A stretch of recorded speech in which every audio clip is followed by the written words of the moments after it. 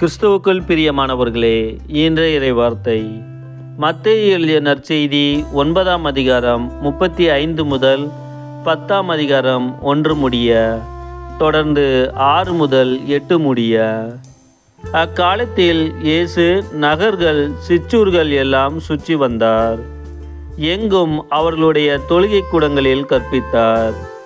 விண்ணரசை பற்றிய நற்செய்தியை பறைசாற்றினார். நோய் நொடிகள் அனைத்தையும் குணமாக்கினார். திரண்டிருந்த மக்களை அவர் கண்டபோது அவர்கள் மேல் பரிவு கொண்டார். அவர்கள் ஆயர் இல்லா ஆடுகளைப் போல அலைக்கழிக்கப்பட்டு சோர்ந்து காணப்பட்டார்கள். அப்பொழுது அவர் தம் சீடரை நோக்கி, அறுவடை மிகுதி, வேலையாட்களோ குறைவு.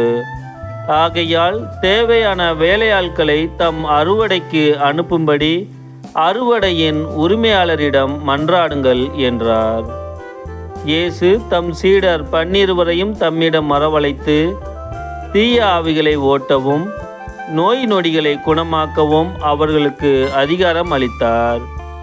இயேசு 12 அறிவுரையாக கூறியது, வழி தவறிப்போன ஆடுகளான இஸ்ரேல் மக்களிடமே செல்லுங்கள். அப்படி செல்லும்போது விண்ணரசு நெருங்கி வந்துவிட்டது என பறைசாற்றுங்கள். நலம் குன்றியவர்களை குணமாக்குங்கள். இறந்தோரை உயிர் பெற்றல செய்யுங்கள். தொழுநோயாளரை நலமாக்குங்கள். பேய்களை ஓட்டுங்கள். கொடையாக பெற்றீர்கள், கொடையாகவே வழங்குங்கள்.